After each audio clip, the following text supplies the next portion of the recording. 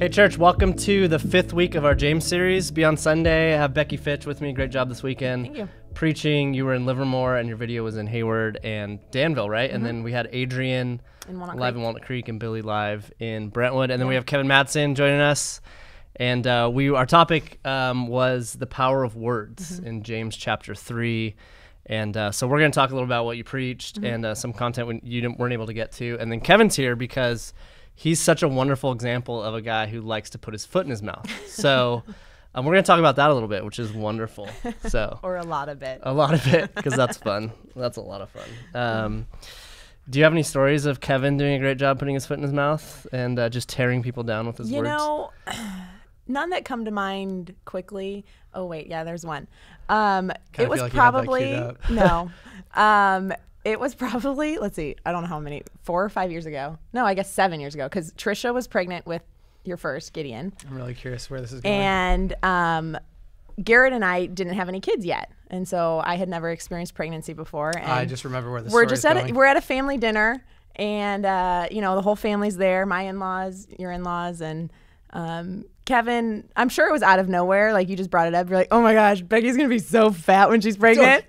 Okay. That's how I remember it happening. To be clear, okay, so I'm not going to argue with the vibe of what was said, because that is the vibe of what was said. I believe what I said is Becky seems like the type of, as I'm saying it out loud, I don't think there's a meaningful difference between what you said and what I said. You kind of have the body Becky type. Becky seems like the type of person who would get really fat when she's look pregnant. at Becky. Can't you imagine her really? No. There's no way out. I did that. And I remember I have a very gracious wife, the daggers in her eyes when I said that. It was more than Becky's eyes? It was like, no, Becky. It was so funny. Becky laughed. And I also think in the moment when you're the object of that publicly, you're kind of like, Becky had more of like are you new here? Like, do you know how to communicate with other adults type of vibe? Yeah. And Trisha had like I'm never going to speak to you again type of vibe. Anyway, I've done stuff. Just earlier today, when I came to say hi to you, I walked up to you and I said, "Hey, dum dum, how you doing?" Yeah, and I'm like, "Cool, this is my dad."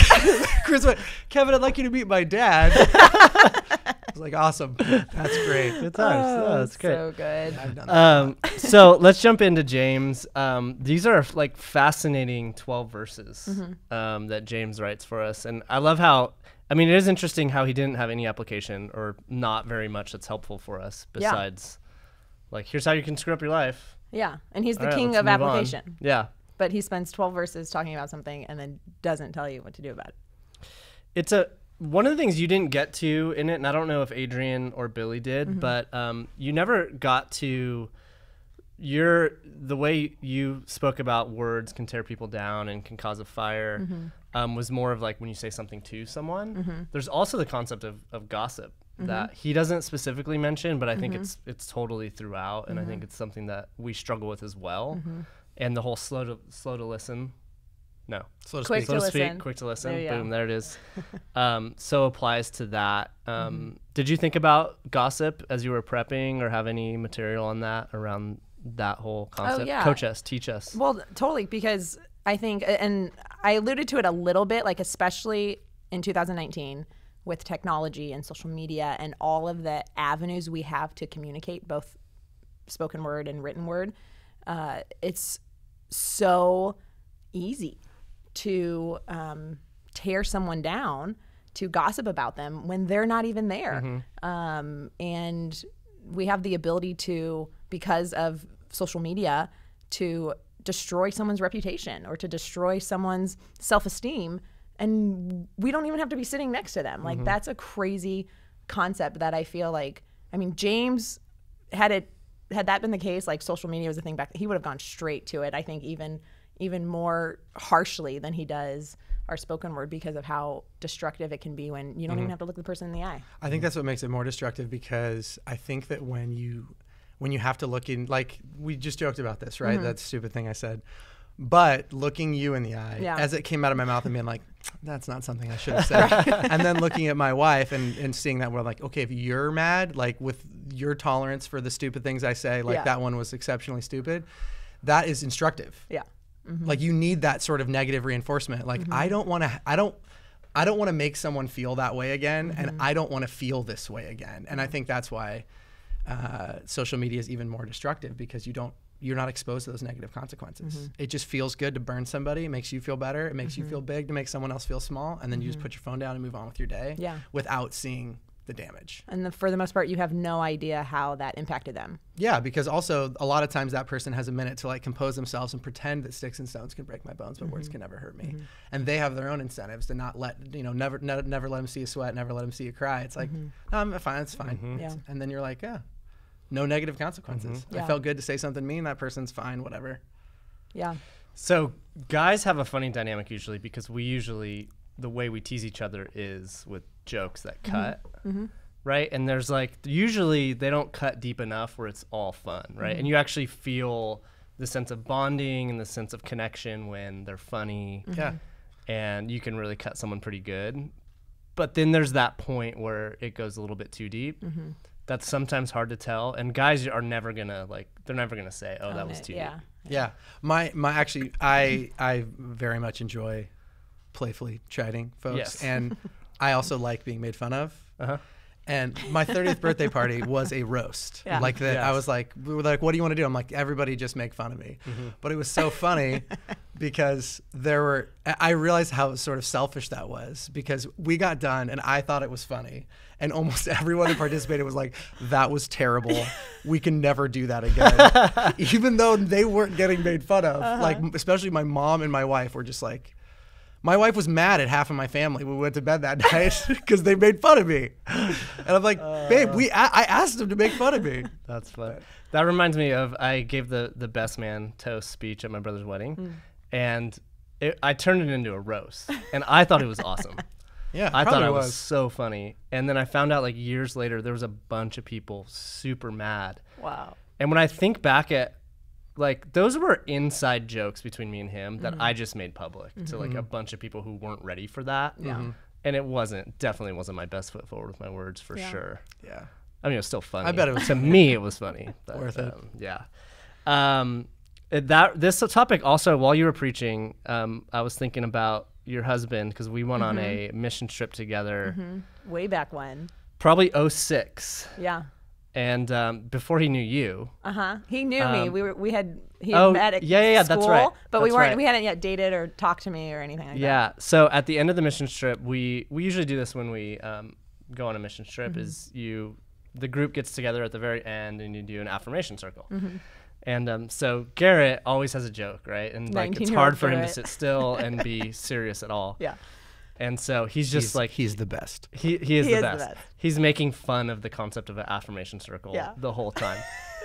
15 minutes in, he's bawling tears of joy after because being he's been affirmed so much. Words of affirmation are his top love language. If there isn't a moment that sums up Garrett better than that. Oh, it was the best. It's like, it was the best.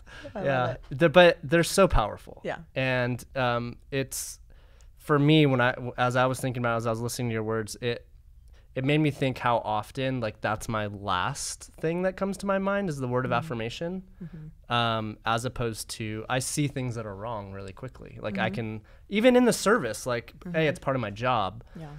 But instead of like, okay, what is the Holy Spirit saying to me? I'm like evaluating and I'm thinking about, okay, what was wrong? What could we do better? And then I'll take that home and I'll do the same thing in all aspects of my life. And but I remember that affirmation circle because that was a particularly powerful one. I think because where everyone was at in life, and it was mostly everyone was Garrett's age. Sean and I were the oldest. We were like the old married couple at that point.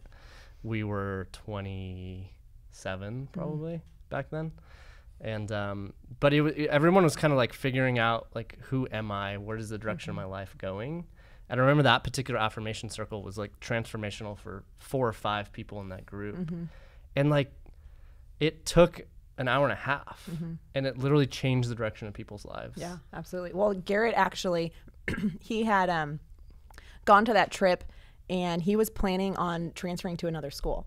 At the school Garrett and I met at, the athletics program got canceled. He wanted to play basketball, so he actually brought the admissions packet to this new school he was going to go to Kenya with him.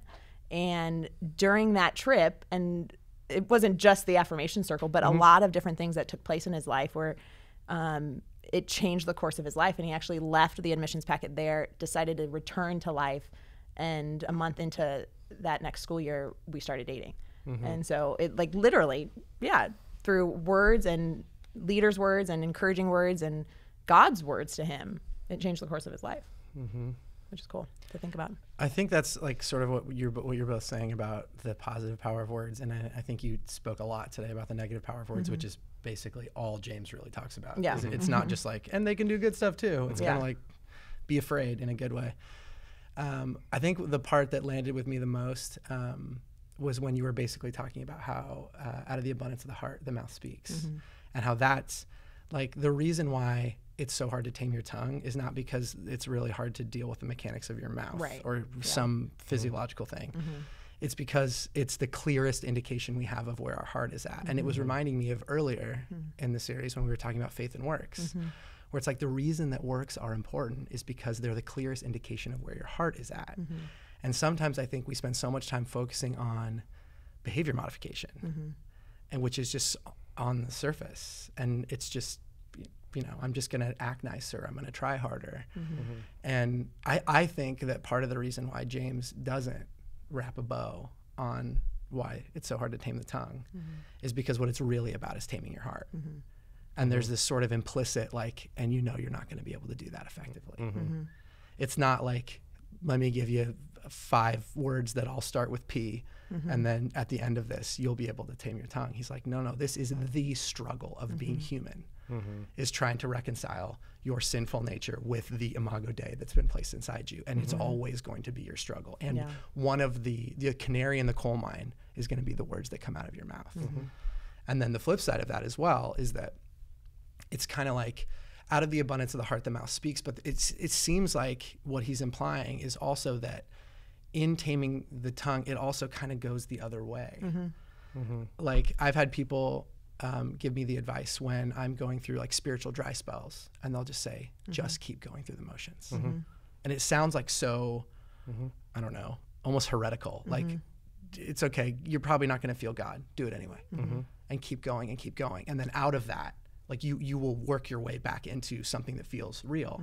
And I think there's something in that with our words too, where it's like, just even if you feel the urge to gossip or to just talk crap about somebody or whatever, or just to be angry or whatever, if you can tame that, like eventually it like moves down. And then all of a sudden like those urges start to go away. And I don't know, I just think I don't even really think this passage is about taming the tongue. I think it's about taming your heart. Why did you choose the word surrender? Your first step for us was start with the heart, which is absolutely true. But then you went right into like surrender. Why did you do that? Well, I know at least for me, like I want to control things. I want to control the outcomes. I'm a practical person. Like you, I look at things with a critical eye, and that's just my natural tendency. And so then I want to fix whatever needs to be changed so that things can be better. And that's not what we can do here. It has to be a surrender. Like we think that we control our heart. Like I can figure out how to fix my sinfulness. And that's not true. Like it starts with surrender. And it's not just a one time I surrender my life to Jesus and pray a prayer and accept him as my Lord and Savior. Like, yes, that time happens, but it's a daily surrendering to God. And I love that Trisha, who led worship in Livermore, read this passage, Psalms 139 in Livermore during our time of worship, because in it, David is crying out to God and he says, search me, God, like search me, know me, search my heart, the inward parts of my heart, and know what's in there and tell it to me, reveal those things to me so that I can through the power of your Holy Spirit change. And I think that real change only comes through that daily surrendering. There's, for me, I love the word surrender, but for me, it's what do I spend my time thinking about, listening to, looking at, that I feel like it fills my heart up with stuff that's going to come out through my mouth. And I can even think about the last week, and then almost if I take time to do that, I can then predict how good I'm going to be with my words based on what I've chosen to spend my time doing or looking at or listening to or just meditating on. it absolutely has almost an immediate impact on me, or who I hang out with. Like if I'm hanging out with a certain group of people, I'll notice my speech even begins to change pretty quickly based on the influence of that group of people. Yeah. And then vice versa. Do you know who does that all the time is my dad, anytime he's with anybody who doesn't speak English as their first language, will like accidentally start speaking this, like, it's not even an accent. It's just like a weird affected English. Yeah. And I'm like, Dad, who is this for? What's going on? It's like slower and louder with but like it's not. Like an accent. It's with like an impossible to place accent. Where I'm like, why are you just doing weird intonations right now? Do you think this is helping? But your point, which I think totally makes a lot of sense, is that what comes out of our mouth is affected by what's coming in, and that's why I think while we're talking about words, like meditating on Jesus' words to and about us, I think it probably will have about as big of an impact as anything else on the words that are going to come out of our mouth. Like if I can hear Jesus, then I will probably be speaking Jesus. But if I'm far away from that, then I'm just going to be, either what's going to come out is going to be stuff that's already in here, which is kind of a crapshoot. Maybe it's good, maybe it's not. Or it's just going to be the stuff that's coming in my ears from the people around me. So that's reading the word and reading those words, or it's with the relationships that we have in our lives. It's being the person who is speaking the words of Jesus over them. And not forgetting that especially if you're married or if you have kids, or even if you're just a son or a daughter, like you have this relationship or a sibling where that's part of your job as a Christ follower is you're speaking the words of Jesus, you're reminding the words of Jesus, and they're going to hear it from you in a way that's different than if they just read it by themselves, just reading the Bible. And it's all over. I mean, John says, in the beginning was the Word, and the Word was God, and the Word was with God. And I think you can see, like, creation, the creation poem is about speaking. Like this is a theme throughout the Bible that words are very powerful. And, you know, we talk about how the Bible is God's Word. Like it's all about what comes out of our mouths. And I think it's because that's what's in our hearts.